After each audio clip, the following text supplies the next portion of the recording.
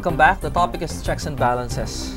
So David, from what you were saying pala earlier, the reason why we have a more or less presidential system of government, or the Republican form of government that we have, is because the Americans were medyo naging allergic sa concept of having a king. Yes, that's true. So what did they do? How were they able to go about showing their allergy? Well, for starters, yun nga, dati, monarchy, ruled by a king. So, nung gumawa sila ng bagong government, they did away with the king, they did away with the monarchy. Yung powers, instead of it's just centralized in one person or one body, hinati nila. Well, eventually, nahati sa tatlo, and that's how you have your administrative, legislative, and judiciary. Elmer, I think you were... In addition to what Dave had said, if we'll go back to the U.S. History, when the founding fathers of the America created their own constitution, they created a system of government which is unique, different from what the British had. Una-una, kasi naman, ang America, wala namang monarchy yan. The U.S. colony at that time, wala namang monarchy. And they became independent from the British. They were greatly influenced by the writings of, I believe, Baron de Montesquieu, who articulated the principle of separation of powers, that the powers of the legislative, executive, and the judiciary must be separated, but co-equal.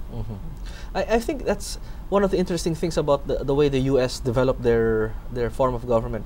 I remember George Washington, yung first president of the United States, was so careful na hindi siya magmukhang king, that at times he even refused to have his own presidential house. He would rather live sa sarili niyang bahay. And there were times that he would not even go to have a State of the Nation address and just send a letter, precisely to avoid giving the impression that he's a new king. But apparently nag-iba eh. Right now, apparently the presidency has grown in such a way na parang it developed into such concentrated powers. We could see it in our own presidencies. And we could see it even in the way the Americans have devolved their presidency. Even, for example, in the present president that they have, for example, si Barack Obama. Apparently, parang it's as if the entire executive branch is focused on the decision and judgment of one person. What happened? Why did it become such a powerful figure when it's supposed to be an equal branch of government? I think the American presidency is also an imperial presidency. And the reason why the balance of government has been maintained is because they have strengthened their institution. Yung institution nila of checks and balance. The tendency to be imperial was subdued by the power of the legislature and the credibility of the judiciary. It's not just coming up with 3 departments. There are ingredients to make the check and balance work. The judiciary must be credible enough in order to be the arbiter of the differences between the two departments. But imperial in the sense that he has a strong power, foreign policy power, and a strong commander-in-chief power as far as deploying their soldiers, and they're practically untouched. He's practically untouched as far as the exercising that power is concerned. Yung threat lang sa kanya dyan is when the legislature will withdraw the funding that is required. But otherwise, if you challenge the action of the president in the pursuit of his commander-in-chief power, the judiciary will sustain it. Yeah, I think, and that leads me to this question. The president now has the power of the sword, whereas the Congress has the power of the purse. Could you explain what that means, Elmer? Because the principal function of the president of the Philippines is to execute our laws. And in the execution of laws, hawak niya ang military. Hawak niya ang police, ang local governments. And the power of Congress, on the other hand, is simply to promulgate laws. So what about the power of the purse? Yung sinasabi? Yung power of the purse, I believe that the president can only recommend the budget, but eventually it has to be approved by Congress. Kumbaga, yung amount of money will have to be authorized by Congress. Yes, yes.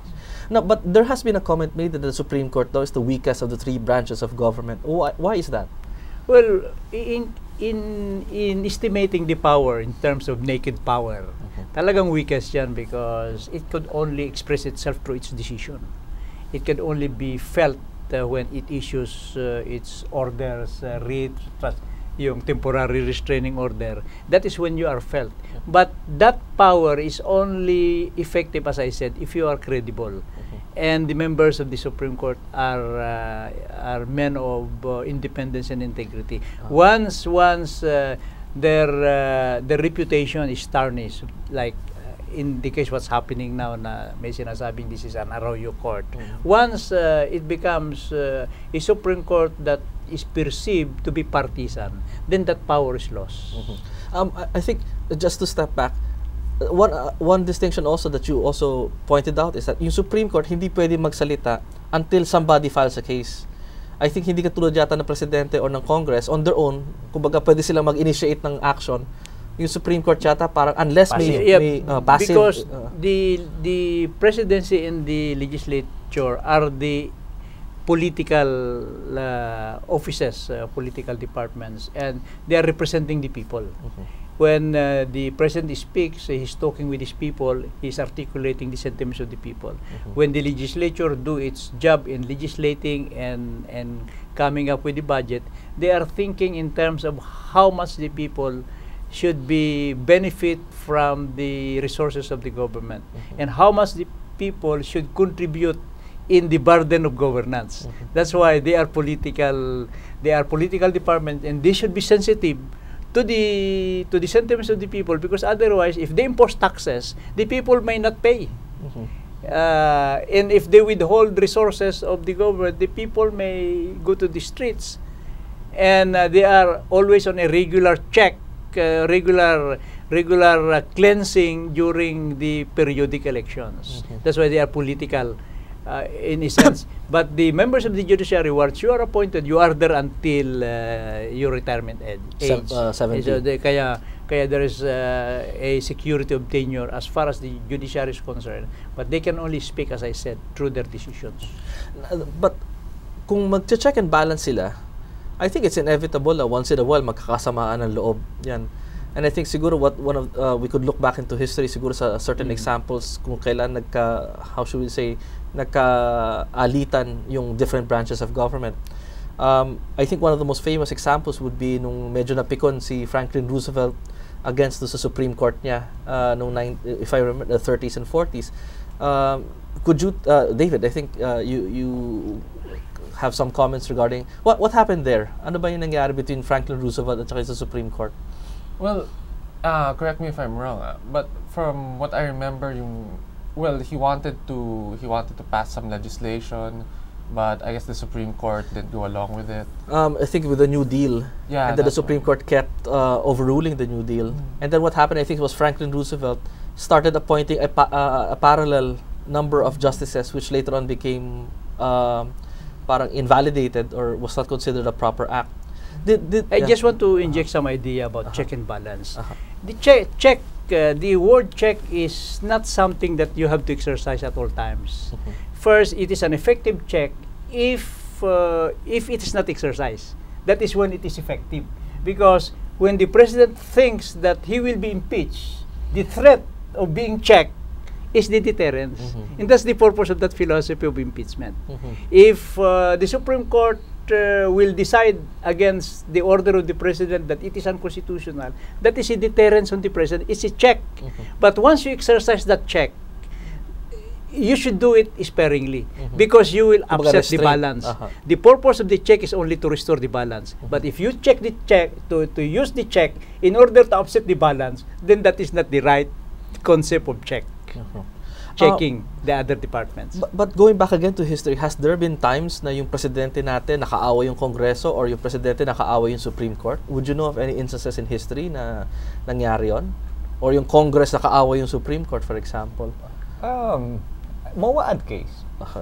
During the time of Gloria Macapagal-Arroyo, there was an attempt by the government of Gloria Arroyo to enter into an agreement with the MILF, known as the Memorandum of Agreement on Ancestral Domain. Diba? If we recall, na talagang matindi ang objection doon. because I believe that there was a question on the constitutionality of allowing the MILF to form an associated state. Tama ba? Yeah, that's a very good example.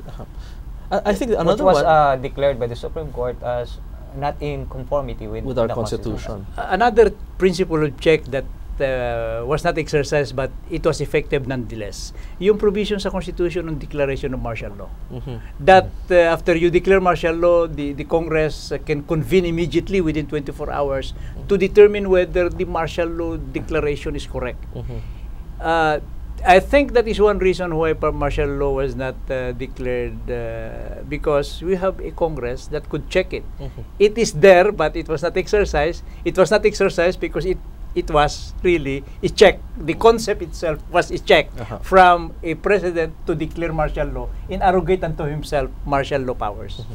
You were mentioning earlier, or you were alluding to the present troubles that we have sa Supreme Court, particularly because of the fact, I think there have been comments made na itong present Chief Justice natin came about because of a midnight appointment.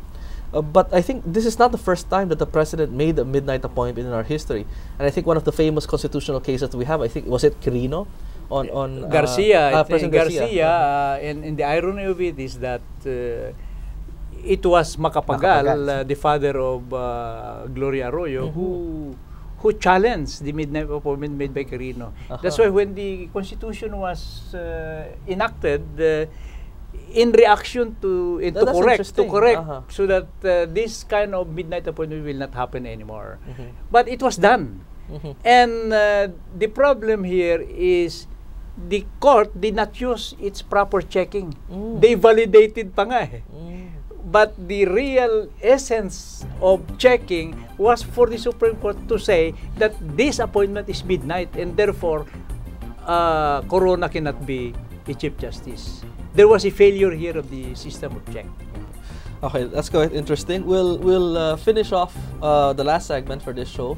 We'll be talking about particularly what is the citizen's role with regard to checks and balances. Hope you can join us.